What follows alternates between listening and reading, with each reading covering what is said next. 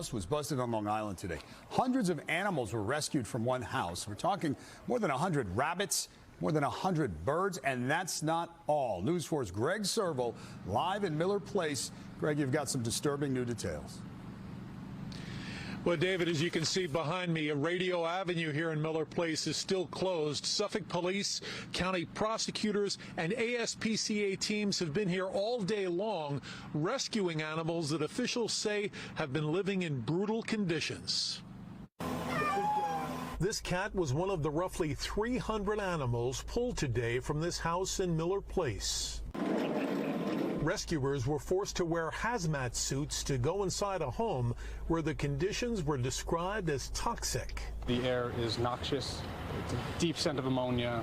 You couldn't probably stand it more than a few seconds, and you probably shouldn't safely stand it for even that long. Suffolk prosecutor Jed Painter described floors caked with feces and urine.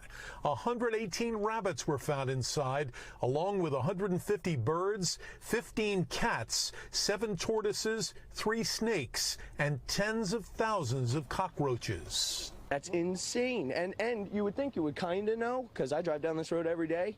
I saw the lady one time outside, and she was very nice. The Suffolk DA's office identifies the homeowner as 51-year-old Karen Keys. Her home has been condemned, and the social worker is now facing a misdemeanor animal cruelty charge. I called her Snow White because she was just so good with the animals. Friend Danielle Ward says Keys did not abuse the animals.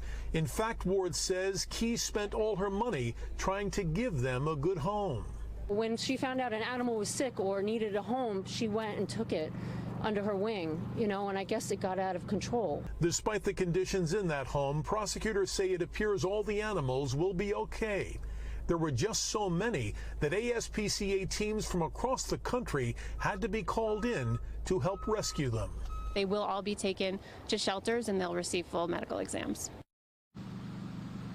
Now, authorities were apparently alerted to this situation a couple of weeks ago when local firefighters answered a call here. Karen Keys, we're told, was a social worker who was actually seeing clients inside of her home, and it appears that one of those clients tripped the fire alarm, summoning help. We're live in Miller Place. Greg Serval, News 4 New York.